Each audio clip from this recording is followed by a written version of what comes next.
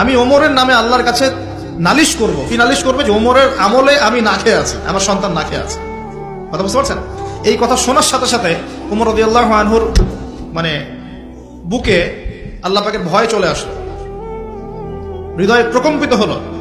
প্রকম্পিত হওয়ার পর তিনি নিজে চলে গেলেন মদিনায়, যেটাকে বলি আমরা বাইতুল মাল, মানে রাষ্ট্রীয় সম্পদ যেখানে থাকতো ওটাকে বাইতুল মাল বলা হতো।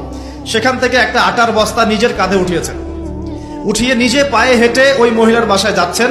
তার পাশে থাকা একজন সাহাবী, তিনি বলছেন, তার নাম আসলাম রাদিয়াল্লাহু আনহু, তিনি বলছেন যে ইয়া আমিরুল মুমিনিন, হে আমিরুল মুমিনিন, আমাকে দিন, আনা আহমিলুক, আমি এটাকে বহন করে নিয়ে যাই, আপনি চলেন সাথে, সমস্যা নেই, আমি বহন করে নিয়ে যাই অ্যাটলিস্ট।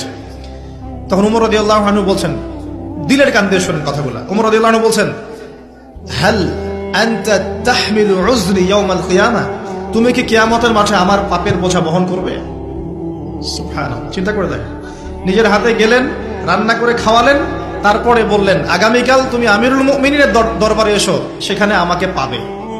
এই হলো ওমর রাদিয়াল্লাহু আনহুর খেলাফত।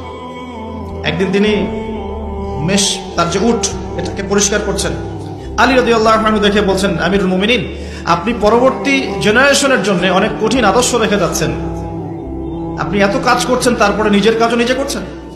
তখন ওমর রাদিয়াল্লাহু আনহু বলছেন, ওয়ালা তালুমুনি ইয়া আবুল হাসান, হে আবুল হাসান, আমাকে এভাবে বিব্রত করো না, কারণ আমি ভয় করি যে আমি যে অর্ধবিশ্ব শাসন করছি, তারপরে আমি ভয় করি যে আমার এই শাসনের আন্ডারে যদি একটা রাখালও না খেয়ে মারা যায়, আমি ভয় করি আল্লাহ এর জন্য আমাকে জবাবদিহি করাবে।